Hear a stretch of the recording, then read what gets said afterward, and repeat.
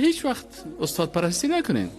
هیچ وقت نگوین که ما والا شاگرد استاد دایی هستم، نگم استاد دایی که هست نیست. نه، تو استاد دایی رو دید 1 ساعت درس دیدی، از کل چیزای من خبر نداری. رو الله متعال میفهمه. تو من خصوصیتون نیستم، خصوصیت محمد رسول الله صلی الله علیه و سلم بگم، پیغمبر معصوم. ما خو معصوم نیستیم. از تو که ما گناهکارتر هستم و کل علمای این قسم است، کل مشایخ و کل اشخاص که هستن کل این نیست. ولو که بچه پیغمبرم باشه در فتنه هست. بچه نوح علیه السلام، پسر نوح با بدان بنشست، خاندان نبوتش ولی به دردش خورد، از غرق نجات پیدا کرد. نه، از غرق کسی نجات پیدا میکنه که آمنوا و عملوا الصالحات و تواصوا بالحق و تواصوا.